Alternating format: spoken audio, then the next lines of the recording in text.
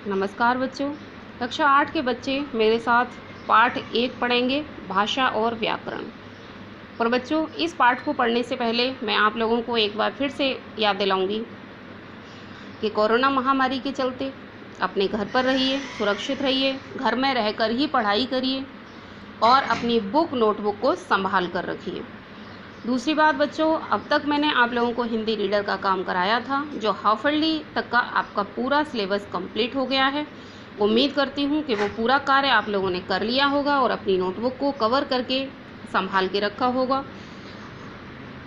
अगली बात मैं आप लोगों के माता पिता से कहूँगी कि जो बच्चे ऐसे हैं जिनकी फ़ीस अभी तक विद्यालय में जमा नहीं हुई है, तो कृपया जल्दी से जल्दी विद्यालय में फीस जमा करा दें, क्योंकि इस आपत्ति के समय में हमें आप लोगों का सहयोग चाहिए। चलिए बच्चों, शुरू करते हैं हम व्याकरण का पाठ 1, भाषा और व्याकरण। तो इसमें पहला है भाषा, मीन्स लैंग्वेज। भाषा ध्वनि प्रतीकों की व्यवस्था है। इसकी उत्पत्ति संस्कृत भाषा के भाष धातु से हुई है। भाष का अर्थ है कहना, बोलना या प्रकट करना। हमारे मुख से निकली सार्थक ध्वनियों से अर्थपूर्ण शब्दों का निर्माण होता है। इन शब्दों से वाक्यों की रचना होती है, जिनके माध्यम से हम अपनी बात दूसरों तक पहुंचाते हैं और दूसरों की बात समझते हैं। यही भाषा है। क्योंकि भाषा द्वारा प्रत्येक समाज संदेशों का आदान प्रदान करता है, इसलिए भाषा को सामाजिक व्यवहार का माध्यम कहा जाता है। आदिम अवस्था में मनुष्य भाषा का प्रयोग बोलकर ही करता था। धीरे धीरे लिपि का आविष्कार हुआ और मनुष्य भाषा का प्रयोग लिखकर भी करने लगा। देखिए बच्चों, इसमें बताया गया है कि जो हम बोलते हैं और हमारे मुख से जो ध्वनियाँ निकलती हैं, उन ध्वनियों को ही हम भाषा कहते हैं और उनके कुछ चिन्ह होते हैं जिन्हें हम लिपि कहते हैं। तो यहाँ पर बता रहे हैं कि इसमें भाषा की जो उत्पत्ति हुई है वो संस्कृत की भाष धातु से हुई है, जिसका अर्थ होता है बोलना या कहना। दूसरी बात, हमारे जो मुख द्वारा, हमारे द्वारा जो बोली जाते हैं, शब्द जो बोले जाते हैं, जो ध्वनियाँ बोली जाती हैं, उनका जो अर्थ होता है, उससे ही भाषा का निर्माण होता है। प्राचीन समय में लोगों को लिखना नहीं आता था। वो एक दूसरे के साथ अपनी बातें बोलकर ही प्रकट करते थे। जैसा कि यहाँ बताया गया, आदिम अवस्था में, माने पुराने समय में मनुष्य बोलकर ही अपनी भाषा का आदान प्रदान करता था, उसे लिखना नहीं आता था। लेकिन धीरे धीरे लिपि का आविष्कार हुआ, अर्थात उन ध्वनियों के चिन्ह ढूंढे गए और उन चिन्हों को लिखा गया, और जिससे हमें लिखने की धीरे धीरे लिपि का आविष्कार हुआ। यानी हमें लिखने के चिन्ह मिल गए और मनुष्य भाषा का प्रयोग लिखकर करने लगा और हम अपने भावों को, अपने विचारों को लिखने लगे। अब इन चित्रों में बताया गया है, क्या दिखा रहे हैं?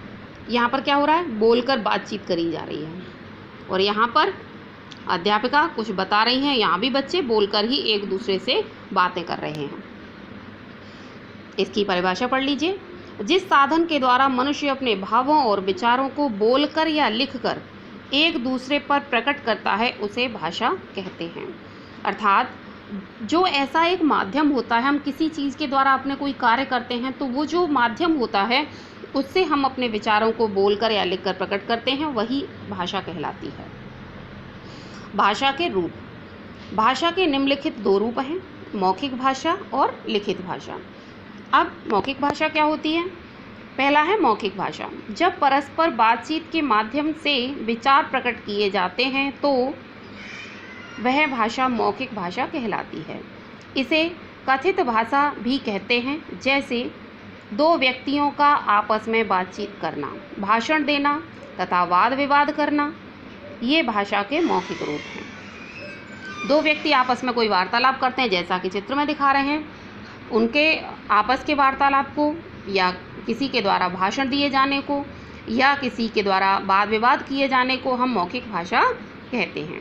अगली आती है बच्चों लिखित भाषा। लिखित भाषा क्या होती है? जब पत्र, लेख आदि लिखकर अपने मन के विचार प्रकट किए जाते हैं तो वह भाषा लिखित भाषा कहलाती है। जैसे पुस्तक, समाचार पत्र, पत्रिका आदि में भाषा का लिखित रूप ही होता है। भाषा का स्थायी रूप लिखित भाषा होती है, अर्थात जो अपने विचारों को हम लिखकर एक दूसरे तक पहुंचाते हैं वो भाषा का लिखित माध्यम होती है। जैसे पुस्तकें हैं, समाचार पत्र हैं, पत्रिकाएं हैं, या हम पत्र लिखकर एक दूसरे को भेजते हैं, वो हमारी भाषा का लिखित रूप कहलाती है और वो स्थायी भाषा होती है। हम जो शब्द बोल रहे हैं उनको अभी हम बोल रहे हैं, दूसरे बार हम दूसरे पलट कर भी बोल सकते हैं, लेकिन लिखा हुआ स्थायी होता है। अगली आती है सांकेतिक भाषा। छुट्टी की घंटी बजते ही बच्चे अपनी अपनी कक्षा से बाहर आ गए। यहाँ न तो किसी ने कुछ बोला और ना ही कुछ लिखित रूप में कहा, फिर भी बच्चों ने समझ लिया कि छुट्टी हो गई। यह भाषा का सांकेतिक रूप है, परंतु यह भाषा के रूप में मान्य नहीं है। अतः बोलकर और लिखकर व्यक्त किए गए विचारों को ही भाषा के रूप में मान्यता मिली है। कहने का तात्पर्य है एक सांकेतिक भाषा और भी होती है, परंतु सांकेतिक भाषा को मान्यता नहीं मिली है। कारण क्या है? क्योंकि हर बात को हम या अपने हर विचार को हम संकेतों के माध्यम से व्यक्त नहीं कर सकते। जैसे स्कूल में घंटी बजती है, जैसे पीरियड लगते हैं 1 2 3, यहाँ कुछ कहा नहीं जाता, लेकिन हमें अपने आप ही जैसे ही बेल बजती है हमें पता चल जाता है। लंच की बेल होती है, लंच में छुट्टी की बेल होती है, तो हमें पता चल जाता है कि वहाँ कुछ न कहा गया, न लिखा गया, न बोला गया, संकेत के द्वारा हमें वो सब प्रकट हो गया, परंतु उस भाषा को मान्यता नहीं मिली है। ऐसी भाषा सांकेतिक भाषाएं कहलाती हैं। बच्चों, अब इसमें आती हैं भाषा की विशेषताएं। अब भाषा की विशेषताएं क्या क्या होती हैं? भाषा का संबंध मनुष्य से है, भाषा का उच्चारण मुख से होता है, भाषा प्रतीकात्मक तथा ध्वन्यात्मक है, भाषा परिवर्तनशील है तथा इसकी क्षेत्रीय सीमा होती है। परिवर्तनशील मीन्स बदलती रहती है, और इसकी एक सीमा होती है कि इस क्षेत्र विशेष में ये भाषा बोली जा रही है तो दूसरे में कोई और भी बोली जाती होगी। भाषा सरलता और एवं प्रौढ़ता की दिशा में सतत गतिशील होती है। भाषा सरल भी होती है और बढ़ती रहती है, जैसे जैसे जैसे व्यक्ति की उम्र बढ़ती रहती है उसी तरह से प्रसार भी बढ़ता रहता है, की दिशा में गतिशील है, यानी चलती रहती है।